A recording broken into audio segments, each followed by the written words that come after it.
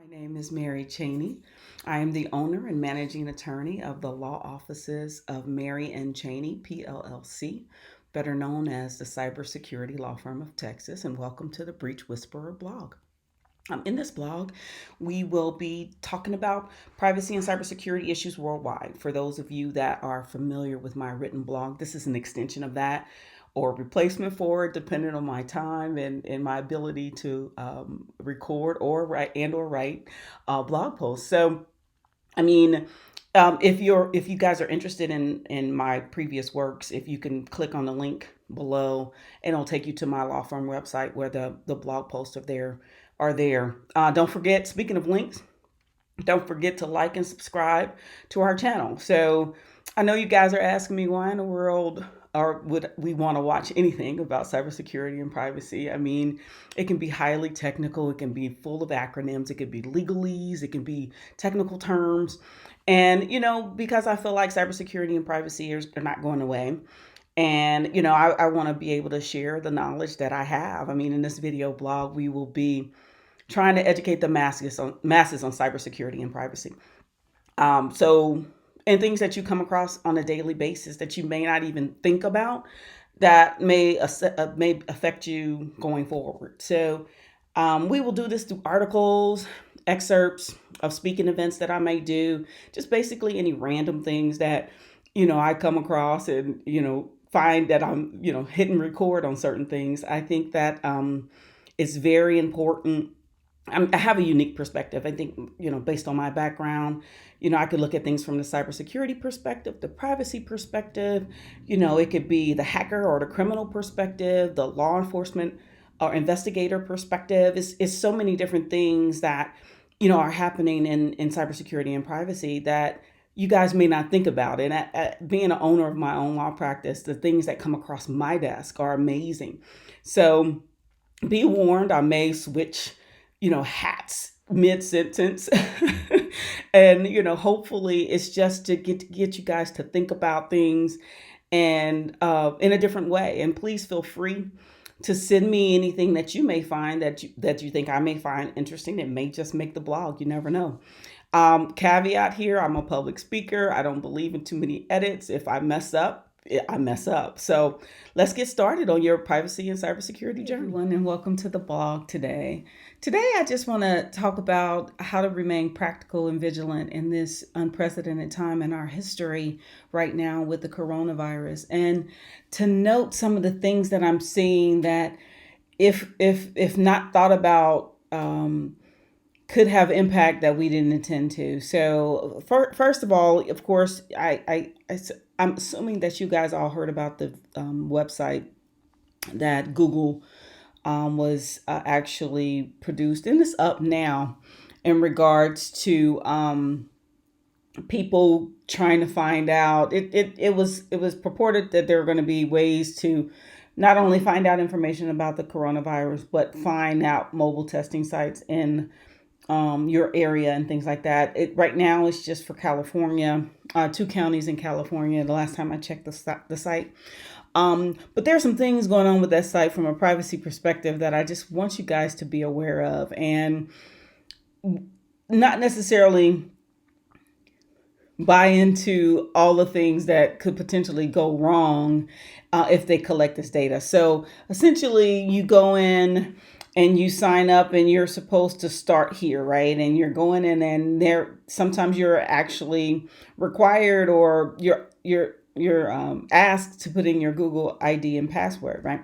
And so it's tied to your Google account. And so then they're asking you for medical data, name, address, email address. And so I'm looking at some of the terms of conditions of the site, and privacy professionals are just like, wait a minute, let's hold on here. So essentially, the data collection policies that are actually in the site itself says that they won't share it for advertising purposes.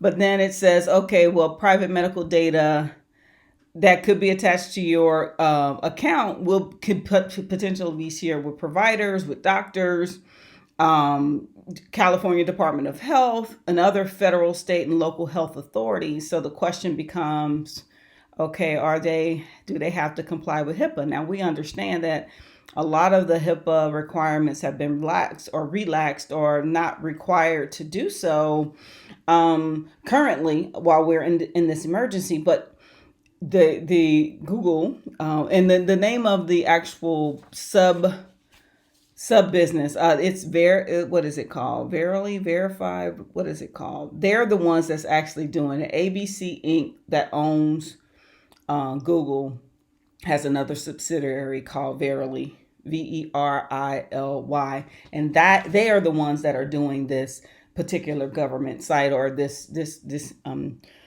outreach to individuals that are looking for more information about the coronavirus. And so they're asking you to give up this personal information. So we've talked about how Google has been dragged into court in regards to re-identification of healthcare information. They are not covered because they're not a healthcare provider. They may be a conduit to people getting healthcare information. However, you're putting all this personal information, potentially personal healthcare information, into the site, and you don't know where it goes. And you don't know. They said, oh, it won't be shared, but it is Google, right? And so how if they've had some privacy issues before, and so it becomes out, can we really trust that they won't utilize this data? Because they have data, the amount of data they have on each and every last one of us, including myself. I mean, I don't even really want to know. Maybe I don't want to know. Because I'll probably get more freaked out about it. But just understanding that just getting this information to you is not necessarily something that you have to give up your personally identifiable information or personal healthcare information to get, because you can get this information anywhere. It is centralized, and of course, the government said that they're working with Google to actually bring this site to the public in a way, but who's really thinking about what's Google going to be doing with this data after the eventual outbreak goes away or goes down, or it's no longer? So I just want you guys to know, as you're now going through and you're trying to make the best decisions for you and your family, not to get so caught up into signing up for these things that it could actually backfire on you in the future. Because in the end, at this point, there is no vaccine. If you get it, you get it. It's a virus. It's just like the flu. It runs its course, and you build up, from what I can see, or what I'm being told, or what I know about the past viruses, you create some type of resistance against the strand. And, it goes from there. It's a virus. So signing up and giving your personal healthcare information to these organizations to actually get information that could be found out elsewhere may not necessarily be a good idea, because now it's attached, like I said, to your Google ID, and that information can follow you everywhere. So just be wary, just be careful.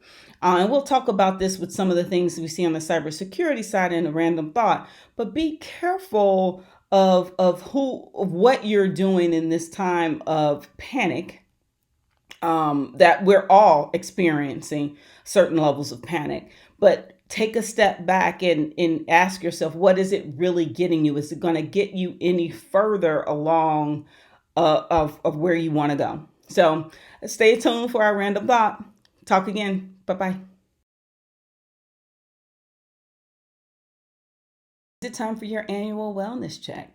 Cybersecurity and privacy programs, once implemented, can't get stale. It's very important that you take a look at those, at least on a regular basis or semi-regular basis, to ensure that you are complying with industry best practices, that there haven't been any laws implemented in your state that actually affects what you're doing from a day-to-day perspective.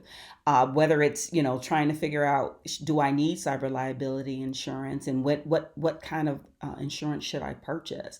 So it's very important to take a look at those programs. If you need a wellness check, please reach out to the Cybersecurity Law Firm of Texas for help.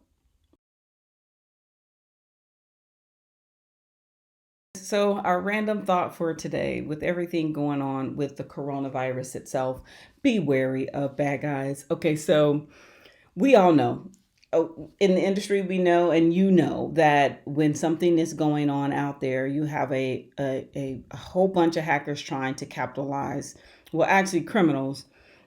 I save hackers for those, for a different type of person. These are cyber criminals, essentially, that are taking advantage of the actual coronavirus itself, COVID-19, to trick you, right? So a couple of things I saw out there, because I'm seeing a lot, but a couple of things I saw out there was, there's an app, an Android app, that actually locks your phone and asks you for $100 in Bitcoin within 48 hours, or it's going to erase your phone.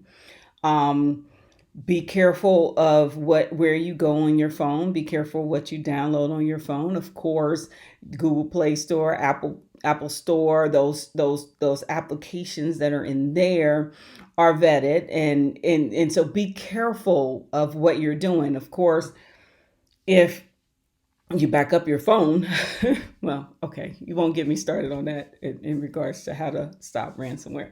But also, you're seeing a lot of spear phishing. So you see spear phishing coming from government officials, offering you this wonderful email that's going to give you information about, everything that's going on. It could come from your state senator's office. It can look really, really good. And it's always an attachment.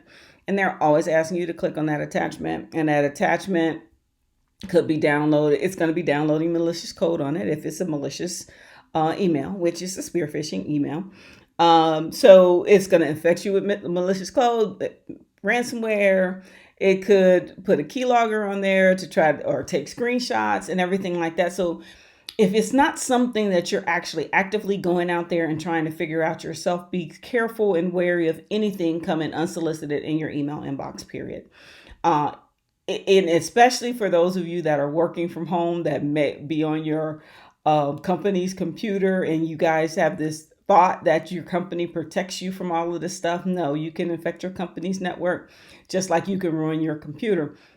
So if make sure you're getting your information, and you are an active participant in actually seeking the information that you want, and not take information that is randomly sent or unsolicitedly sent to your email inbox, because it could be ransomware, and better safe, or I'm sorry, it could be malware. Better safe than sorry. So you have to protect yourself not only from the actual virus itself, but these virtual viruses that can now infect your computer. You guys be safe out there, and we'll talk again soon. Bye-bye. Thanks again for listening to the Breach Whisperer blog, sponsored by the cybersecurity law firm of Texas. Don't forget to like this post and subscribe to our channel so you can get updates of when we post new things on our channel. In addition, spread the word for me, right? Let's get out there and tell a friend, and so they can all become paranoid cybersecurity and privacy people. Don't forget, if you would like to connect with me on socials, you can connect with me on Twitter at Mary N. Cheney. Use my middle initial always. For my nonprofit, Minorities in Cybersecurity, that is at Mike Leadership, and Instagram and Facebook at MN Cheney Law. And you can find me on LinkedIn just by searching for my name. So if you're interested, connect with me. Thanks again. And just remember, awareness equals knowledge.